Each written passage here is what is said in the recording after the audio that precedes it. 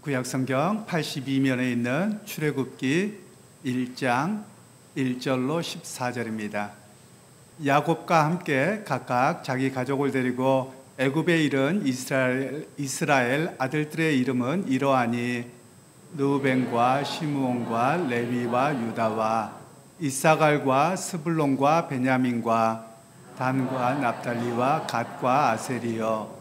야곱의 허리에서 나온 사람이 모두 70이요 요셉은 애굽에 있었더라.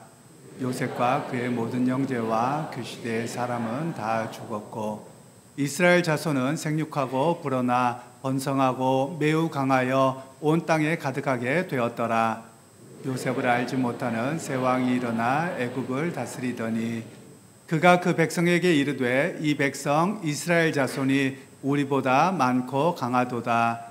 자, 우리가 그들에게 대하여 지혜롭게 하자. 두렵건대 그들이 더 많게 되며 전쟁이 일어날 때에 우리 대적과 합하여 우리와 싸우고 이 땅에서 나갈까 하노라 하고 감독들을 그들 위에 세우고 그들에게 무거운 짐을 지워 괴롭게 하여 그들에게 바로를 위하여 국고성 비돔과 라암셋을 건축하게 하니라. 그러나 학대를 받을수록 더욱 번성하여 퍼져나가니 애굽 사람이 이스라엘 자손으로 말미암아 근심하여 이스라엘 자손에게 일을 엄하게 시켜 어려운 노동으로 그들의 생활을 괴롭게 하니 곧 흙 이기기와 벽돌 굽기와 농사의 여러 가지 일이라. 그 시키는 일이 모두 엄하였더라. 아멘.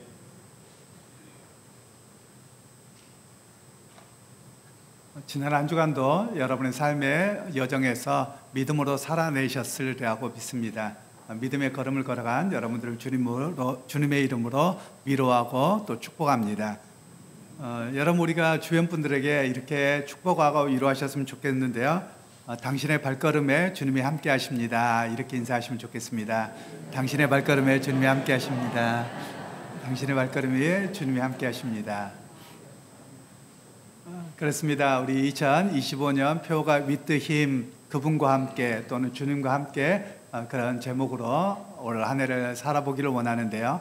여러분의 삶의 여정에서 주님께서 날마다 동행하심을 잊지 않고 또 그분의 인도하심을 바라보게 되는 우리 모두가 될 수 있기를 간절히 소원합니다. 세상 속에서 바른 믿음으로 산다는 것은 무척 어렵습니다. 세상의 목소리나 분위기가 믿음을 따라 살아가도록 우리를 내버려 두지 않습니다. 또한 세상의 권세 잡은 자, 그 악한 사탄이 우리 눈에 보이는 욕망과 물질의 복이 전부인 것처럼 그렇게 조차 살아가도록 우리를 유혹하고 속이고 왜곡하고 있기 때문이기도 합니다. 그런 의미에서 오늘 이 예배의 자리에 나와서 나의 욕망이 얼마나 큰 것을 깨닫고 어떻게 주님 뜻대로 살아가야 되고 주님의 인도하심을 바라보고 살아가야 되는가, 이렇게 결단하고 고백하는 우리가 되어지기를 소원하고요.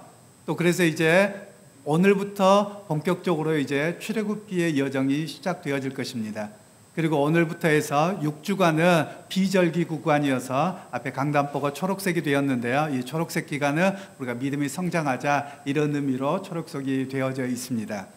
그러면 이제 우리의 주일학교 학생들에게 먼저 말씀을 좀 전하도록 하겠는데요. 우리 주일학교 학생들에게는 작년까지는 창세기의 말씀을 전했었고요. 이제 올해는 출애굽기의 말씀을 전하게 되었는데요. 우리 친구들 앞에도 말씀을 드렸고요. 또 화면에도 있는데, 여러분 올해 주제가 무엇일까요? 믿음의 힘이죠. 그분과 함께, 주님과 함께, 그런 뜻을 가지고 있어요. 오늘 성경에서 보면 이스라엘 백성들이 애굽이라고 하면 우리 친구들이 어색할지 모르겠는데, 지금의 북아프리카에 있는 이집트가 애굽이라고 우리는 성경에서 부르지요. 그곳에 살다가 그들이 해방되어졌던 이야기가 오늘 성경의 이야기이죠. 그런데 이스라엘 백성들이 해방되어서 지난주에 보았던 광야, 또 여러분 화면 앞에 보이는 것처럼 저런 곳이 광야인데요. 저곳에 40년을 살아가게 돼요. 근데 그 40년을 살아가게 되는 과정 속에서 항상 불안하고 두려워했죠. 그때 하나님께서 말씀하시는 것은 내가 너와 함께 하겠다, 이런 말씀을 하셨거든요. 그래서 오늘 우리의 삶 속에서도 매번 그 하나님의 인도하심을 바라보아야 되는 것을 오늘 성경에서는 이야기를 하고 있어요. 혹시 우리 친구들 엄마 아빠 없이 어딘가를 혼자 가본 적이 있을까요? 그러면 여러분 어떻게 나는 씩씩하게 아무렇지도 않게 그 길을 갈 수 있던가요? 아니면 내가 가는 게 맞나 틀린가 이렇게 불안하고 염려가 되던가요? 아마 불안하고 염려가 되었을 거예요. 저도 동일한 경험이 몇 번 있는데요. 제가 처음 운전하고 가는 길은 별로 이렇게 어렵지 않아요. 잘 찾아가요. 한국에서는요. 그런데 제가 처음 외국에 나갈 때는 비행기 타고 가도 가이드가 있었고요. 같이 동료들이 있어서 하나도 안 어려웠어요. 따라만 가면 됐거든요. 그러니까 비행기를 몇 시에 타야 되는지 뭐 아무 상관이 없더라고요. 그런데 어느 날 제가 브라질에 설교하러 가게 되었어요. 그런데 전화 한 통화를 받았는데요. 목사님 설교 제목 주세요. 그리고 비행기 티켓 끊어갖고 오세요. 그리고 연락이 왔어요. 그리고 비행기 티켓을 끊어서 이제 이메일로 몇 시에 갑니다 했는데 답이 바로 안 오더라고요. 또 시차가 12시간이 나니까 이 개념도 잘 몰랐었고요. 그런데 오세요 라고만 하고 그리고 연락이 없는 거예요. 가야 될까요? 말아야 될까요?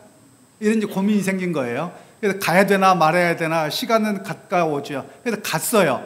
그런데 갔는데요. 비행기를 탔는데 26시간을 타는데 처음에 한국에서 일본으로 갔어요. 일본으로 갈 때까지는 다 누구예요? 대부분 한국 사람이죠. 편안하더라고요. 그래서 이제 일본부터 긴장이 되는 거예요. 혼자 가니까. 일본에서 뉴욕으로 가는데요. 그래도 거기에까지는 괜찮더라고요. 왜냐면 한국 사람도 좀 있고 일본 사람도 있고 괜찮았어요. 뉴욕까지 갔어요. 뉴욕까지 10시간을 갔고 이제 뉴욕에서 상파울로로 가야 되는데 그때부터는 이제 막막한 거예요. 브라질까지 10몇 시간을 가야 되는데 한국 사람이 한 명도 없네요. 그걸 브라질을 가본 적이 없어요. 그때 미국도 제가 두 번째 간 거여서 미국까지는 괜찮았어요. 근데 브라질을 가려고 하는데 말이 안 들리는 거예요. 영어를 조금 하기는 하는데 영어가 아니더라고요. 또 동양 사람, 저랑 비슷하게 생긴 사람을 봤어요. 근데 이 사람도 일본 사람인 것 같은데 일본 말이 아니에요. 이상한 말을 하더라고요. 오세 브라질레이로 네 이러는 거예요. 그러니까 그때 네 이 소리 들으니까 일본 말같이 들리는 거예요. 근데 포르투갈어였어요. 나중에 보니까. 근데 일본 사람들이 거기에 그렇게 많이 살고 있다는 걸 몰랐어요.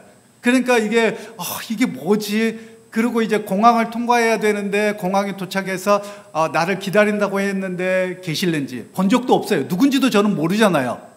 요즘 같으면 화상통화라도 했을 텐데 그때는 그게 안 됐잖아요. 그러니까 나를 기다리고 있는 사람이 누구일지, 정말 나와 있는 건지, 잠은 어디서 자야 될지, 어떻게 생겼는지 아무것도 모르는 거예요. 그래서 너무 불안해가지고 나갔는데 마침 저한테 플랜카드를 들고 서 있더라고요. 그래서 이름 써갖고 들고 있으니까 저분들이 나를 찾는 거구나, 이렇게 했던 그런 기억이 있죠. 그래서 여러분, 우리가 어떤 길을 처음 가는 길은요 무척 낯설어요. 그리고 나서 나중에 이제 가족들과 함께 가게 됐는데요, 가족들과 함께 가는 길도 처음 간 길이에요. 제가 두 번을 그 전에 한 번은 일본으로 뉴욕으로 해서 상파울로를 들어갔고요. 한 번은 중동으로 해서 상파울로를 들어갔었고요.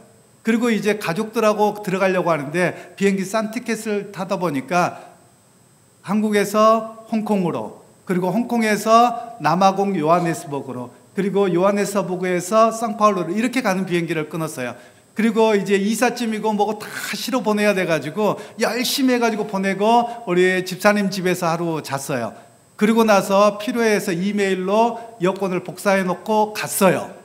공항에 가서 수속을 하다 보니까 제 여권이 없더라고요. 가보니까 없어요. 그 집사님 저 뒤에 계세요. 그래서 집사님에게 전화를 했더니 총알 택시를 타고 가져다 주셔서 간신히 비행기를 타고 가기는 갔어요. 여러분, 그 시간이 얼마나 두렵고 떨렸겠습니까? 그리고 가족들에게는 아무렇지도 않은 척 했어요. 아내하고 아이들한테는 아무렇지도 않은 척 했지만 속으로는 얼마나 떨렸겠어요. 그처럼 처음 가보는 길은요 정말 두렵고 떨려요. 힘들어요. 그런데 거기에 우리가 누군가가 먼저 가본 사람이 있고 어른이 있으면 우리 친구들은 어떨까요? 따라만 가니까 쉬운 거예요. 그것처럼 오늘 성경에서는 우리에게 그런 이야기를 하는 거예요. 너 혼자 가는 거라고 생각하며 힘들고 어려운 길인데 너 앞에 누가 가신다? 하나님이 가신다는 거예요. 하나님이 함께 하신다는 거예요. 그걸 바라보아야 된다는 거예요. 어떤 친구들은 이런 친구들도 있을 수 있어요. 엄마 아빠를 따라가면서 엄마 어디 가는 거야? 어디 가는 거야? 맨날 물어보는 사람도 있을 거예요. 그 사람은 불안하다는 거예요. 그런데 엄마 아빠를 확실하게 믿는 사람들은 어디로 데려가든지 이상한 데로 안 데려갈 거니까 엄마 아빠만 졸졸 따라가면 되는 거예요. 그것처럼 오늘 성경에서는 이스라엘 백성들에게 하나님의 인도하심을 그냥 믿고 따라가라, 이런 이야기를 오늘 우리에게 들려주고 있는 것이죠. 그러면서 오늘 출애굽기 1장에는 그 사람들의 이름이 많이 기록되어져 있는데요. 우리 이스라엘 백성들이 430년 동안 이 애굽에서 살게 되어졌어요. 그래서 그 사람들을 히브리인들이라고 불려지게 되어졌는데요. 이 430년을 살며 그 나라 사람이 되기 일반적이에요. 우리나라에도 그런 사람이 있어요. 여러분 혹시 우리나라에 화산 이씨라고 있는데요. 혹시 이씨성 화산 이씨 계시나요? 안 계시나요? 화산 이씨는요, 베트남의 왕족인데 화산 이씨가 우리나라 베트남이 공산화가 되고 멸망하면서 우리나라로 왔어요. 그래서 우리나라에서 화산 이씨가 되었어요. 처음 듣는 이야기인가요? 그런 일들이 있고요. 또 한 사람이 있습니다. 어떤 사람이 있냐면요, 여러분 그 서울에 올라가면 광화문에 동상이 2개가 있어요. 그 동상 2개가 누구하고 누굴까요? 세종대왕과 이순신 장군이죠. 이순신 장군은 임진왜란 때인데요. 지금부터 딱 433년 전이에요. 그러니까 성경 시대와 거의 똑같죠. 430년이니까. 433년 전에 어떤 일이 있었냐면 임진왜란에서 전쟁으로 나왔던 일본 장수 중에 사야가라고 하는 사람이 있었어요. 근데 이 사람이 조선을 너무 좋아해서 자기는 전쟁 안 하고 그냥 조선으로 망명을 해버려요. 그래서 그 사람의 이름이 김충선이라고 하는 사람인데요. 그 사람의 자손들이 우리나라에 살아가고 있어요. 그래서 그 사람이 사성 김해김 씨예요. 그래서 그 사람의 13대 손이 우리나라의 법무부 장관도 지내고 그랬습니다. 그러면 여러분 이 사람들을 일본 사람이라 그래요? 한국 사람이라 그래요? 한국 사람이라 그래요. 이렇게 400년 정도 살잖아요. 그러면 한국 사람인 거예요. 그러면 이스라엘 백성들도 애굽에서 430년을 살았으며 거기서 이방인이에요? 그 나라 사람이에요? 그 나라 사람인 거예요. 그런데 여기에서 어떤 일이 벌어졌냐면 갑자기 정권이 바뀌어진 거예요. 성경에 보면 요셉을 알지 못하는 왕이 나타나서 라고 말씀하는데, 이때 당시에 요셉과 야곱이 70명이 애굽에 내려갔을 때 왕조는 힉소스 왕조라고 하는데, 이 사람들은 원래 애굽의 원주민이 아니고요, 배 타고 지중해를 넘어와서 그곳을 다스리고 있었던 사람들이에요. 그런데 200년이 지난 뒤에 애굽 사람들이 반란을 일으켜서 외세를 다 몰아내버린 거예요. 그리고 이제 새로운 나라가 되어진 것이죠. 그런데 나중에 이렇게 보니까 누가 있어요? 이방인인 히브리인들이 있게 된 거예요. 이 사람들 다 쫓아내버리면 좋을까요? 나쁠까요? 좋을 것 같은데 안 좋아요. 왜냐하면 200만 명이 넘는 사람을 다 내쫓아버리면 경제가 갑자기 죽어버려요. 그러니까 이 사람들을 내쫓지 않고 이 사람들을 노예로 삼아서 성을 짓고 도시를 짓게 하는 일로 삼았던 이야기가 오늘 성경의 이야기죠. 그러면서 이스라엘 백성들은 어떻게 되었느냐면 노예가 되어서 이제는 그들이 세상에 살고 애굽에 살다 보니까 자기는 그 나라 사람들 착각하고 430년을 사는 거예요. 그런데 핍박을 받게 되면서 우리가 누구지? 이 생각을 하게 된 거예요. 그때 하나님께서 너희는 애굽 사람이 아니라 세상에 속한 사람이 아니라 내가 너희와 함께 하겠다고 약속했던 아브라함의 자손이요 믿음의 사람이에요 라고 정체성을 가르쳐 주신 이야기가 오늘 이야기예요. 오늘 우리 친구들에게도 동일합니다. 우리 친구들이 학교에서 살아가고 세상 속에 살아갈 거예요. 그런데 우리 친구들이 세상에 살아가지만 어떤 순간에 보면 야, 너 교회 다니잖아 이렇게 하고 멀리할 때도 있을 거예요. 똑같지 않으니까요. 그때 우리는 뭘 깨달아야 되냐면 나는 세상에 살아가지만 이스라엘 백성들이 애굽에 살았지만 그 나라 사람이 아닌 것처럼 우리는 세상 사람이 아니라 하늘에 속한 사람이에요. 하나님의 사람이에요. 이것을 꼭 잊지 않을 수 있는 그런 우리 모든 친구들이 될 수 있기를 주님의 이름으로 축복합니다. 네, 이제 우리 어른들에게 말씀을 드리겠는데요. 오늘 성경에 보면 창세기가 끝나고 출애굽기까지의 시간이 430년이라고 하는 시간이 흘러가는데요. 이 430년 동안에 성경은 침묵합니다. 그러면 이 침묵하는 시간이 도대체 어떤 시간이었을까를 우리에게 좀 생각하게 하는 말씀입니다. 1장 1절 말씀을 다시 한번 합독하도록 하겠습니다. 야곱과 함께 각각 자기 가족을 데리고. 아멘. 성경에서는 출애굽기에 기록했던 모세가 의도적으로 430년의 이야기를 하지 않습니다. 그럼 430년 동안 아무 일이 안 일어났나요? 많은 일들이 있었죠. 그런데 침묵하는 겁니다. 그럼 침묵하는 이유가 무엇이냐면, 많은 사람들은 우리가 힘들고 어려울 때 빨리 하나님은 구원해 내주셔야 될 것 같은 거예요. 그러니까 하나님 일을 안 하신다고 생각하는 겁니다. 그런데 하나님께서는 자신의 때가 될 때까지 기다리시면서 꾸준히 일하고 계신다, 이런 것을 오늘 우리에게 말씀을 하고 계십니다.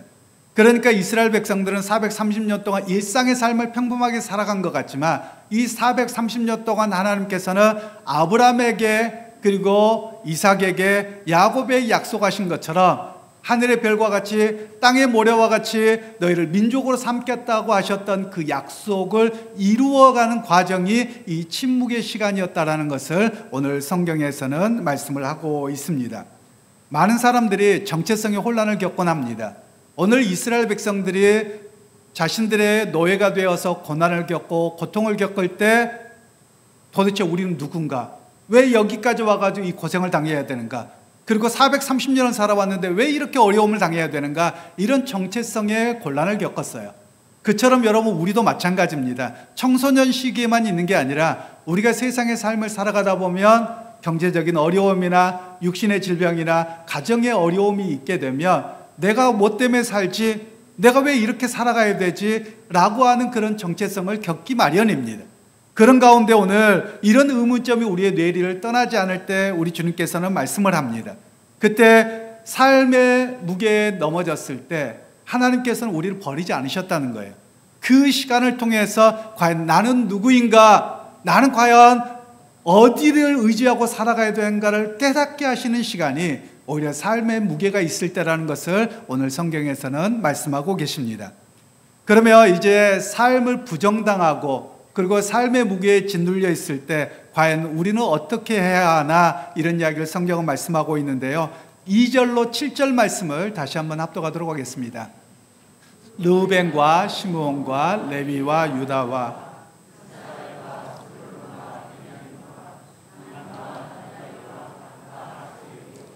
야곱의 허리에서 나온 사람이 모두 70이요 요셉은 애굽에 있었더라. 요셉과 그의 모든 형제와 그 시대의 사람은 다 죽었고 이스라엘 자손은 생육하고 불어나 번성하고 매우 강하여 온 땅에 가득하게 되었더라. 아멘. 아마 많은 분들이 지금 읽은 본문을 보면서 나하고 무슨 상관이 있나 이렇게 이야기하실지도 모르겠습니다. 왜냐하면 야곱의 아들들 12아들 이야기가 나오거든요. 그런데 이 아들들의 순서가 장자부터 기록된 게 아니에요. 순차적으로 기록된 것이 아니고요. 야곱의 정실 부인이 레아죠. 그래서 레아의 아들들이 먼저 나오고 그 다음에 라헬의 아들들이 나옵니다. 그리고 라헬의 몸종이었던 비라의 자녀들이 나오고 그 다음에 레아의 몸종의 자녀 이야기로 하나님께서는 순서를 따라서 이렇게 이야기를 하고 계시는 겁니다. 즉 하나님이 말씀하시는 것은 가정의 질서의 존중함을 먼저 여기에서 이야기를 하고 있습니다. 그런데 여기에서 우리에게 좀 더 중요하게 보게 하는 것이 있습니다. 왜냐하면 창세기에서 이 야곱이 형 에서에게 팥죽으로 장자의 명분을 사가고 그리고 아버지에게 거짓으로 축복을 받아서 외삼촌 라반의 집에 있다가 그가 다시 집으로 돌아갈 때 야복강에서 하나님을 만납니다. 그리고 하나님과 씨름하게 되죠. 그때 하나님께서 그의 이름을 야곱이 아니라 너의 이름을 무엇이라? 이스라엘이라 하라. 이름을 바꿔주셨어요. 개명해 주셨어요. 그런데 이때 어떤 일이 일어났느냐면 이제부터는 이스라엘로 불러야 되는데 오늘 출애굽기는 야곱이라고 이야기를 하고 있는 거예요. 이름이 바뀌어졌는데도 불구하고요. 그러면 성경은 여기서 우리에게 메시지를 주고 있는 겁니다. 야곱이란 뜻은 발꿈치를 잡았다, 사기꾼이다, 이런 뜻이에요. 그런데 이스라엘이라는 뜻은 우리 성경에 하나밖에 안 나왔는데요. 하나님과 겨루어 이겼다, 이런 뜻도 있지만 또 다른 뜻이 있습니다. 하나님이 다스리신다. 사실 이 뜻이 더 중요하거든요. 그러니까 이 야곱의 이름이 바뀐 것처럼, 야곱에서 이스라엘로 바뀐 것처럼 오늘 이 사건이 오늘 출애굽한 여러분의 사건입니다 라는 이야기를 하는 겁니다. 즉 여러분이 무엇인가를 붙잡으려고 살아가고 세상의 것이 전부인 것처럼 붙잡고 채우려고 하는 그런 사람이었다면, 이제는 하나님의 구원하심을 통해서 하나님의 다스림을 경험하는 이스라엘이 되어야 된다, 이런 이야기를 우리에게 말씀하고 계시는 겁니다. 여러분, 오늘 이 본문의 이야기는 우리에게도 동일합니다. 여러분 인생에 한번 뒤돌아보시며 뭔가를 붙잡으려고, 뭔가를 채우려고 열심히 살아왔던 야곱의 인생이었다면, 이제 하나님께서는 우리에게 출애굽 여정을 가면서 이름을 바꾸라는 거예요. 삶을 바꾸라는 거예요. 어떻게 해요? 하나님의 다스리심을 인정하고 의지하고 살아가도록 우리를 바꾸시고 계시는 말씀이 오늘 이 본문의 이야기라는 것입니다. 그러게 여러분, 야곱으로 살아가고 있다면 이제 여러분 무언가를 붙잡고 무언가를 이루기 위해서 애써서 내 힘으로 살아가는 야곱의 인생이었다면, 이제 하나님의 다스림을 의지하고 살아가는 참 이스라엘로 결단하고 살아가는 여러분 모두가 되실 수 있기를 주님의 이름으로 축원합니다. 이제 세 번째로, 우리는 세상의 모습을 잘 알아야지 흔들리지 않게 됨을 우리에게 말씀하고 계시는데요, 8절로 12절 말씀을 다시 한번 읽겠습니다. 요셉을 알지 못하는 새 왕이 일어나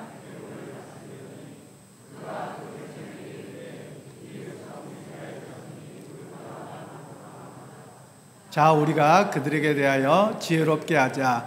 두렵건대 그들이 더 많게 되며 전쟁이 일어날 때에 우리의 대적과 합하여 우리와 싸우고 이 땅에서 나갈까 하노라 하고, 감독들을 그들 위에 세우고 그들에게 무거운 짐을 지워 괴롭게 하여 그들에게 바로를 위하여 국구성 비돔과 람셋을 건축하게 하니라. 그러나 학대를 받을수록 더욱 번성하여 퍼져나가니 애굽 사람이 이스라엘 자손으로 말미암아 근심하여. 아멘.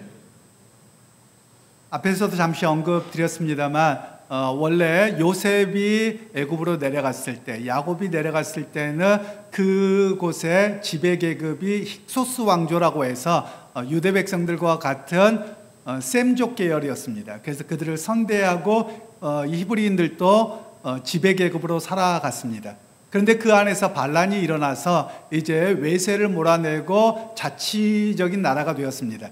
그런데 제가 제자 훈련하면서 자주 말씀을 드렸습니다만, 이러면 나라 이름을 바꿔야 되는데 나라 이름을 바꾸지 않습니다. 나라 이름을 바꾸는 나라는 우리나라입니다. 같은 민족임에도 불구하고 왕조만 바꾸면 나라 이름을 바꿔요. 그러니까 우리가 역사를 배우면 무척 힘든 거예요. 그런데 외국의 경우 같은 경우는 왕조가 바뀌고 심지어 외세가 들어와서 그 나라를 다스려도 나라 이름은 똑같이 쓰는 겁니다. 그래서 몇 왕조다 이렇게만 이야기를 하게 되어지는데요, 바로 이런 상황에서 외세를 몰아내고 자기들의 나라를 세우게 됐습니다. 그런데 이들이 이 히브리인들을 쫓아내지 않고 이들을 노예 삼아서 국고성 비돔과 람셋을 건축하는 큰 도시를 건축하는 데 사용하게 되었습니다. 여러분, 이것은 왜 그렇게 합니까? 경제적인 이유 때문에 그렇습니다. 왜냐하면 240만 명이라고 하는 숫자, 지금도 큰 숫자입니다. 240만 명이 어느 정도인지 잘 가늠이 안 되잖아요. 그러면 우리 대전 시민이 약 150만 정도 됩니다. 그러면 거의 대전 시민의 한 1.7배 정도 될까요? 이 정도의 숫자예요. 엄청난 숫자입니다. 그러면 이 숫자가 빠져나가면 경제가 폭삭 망해버리는 겁니다. 그러니까 이들을 통해서 노예로 삼아서 경제를 살리고자 하는 것이 오늘 이 새로 바뀐 왕조의 모습이었다는 것을 우리에게 먼저 이야기를 합니다.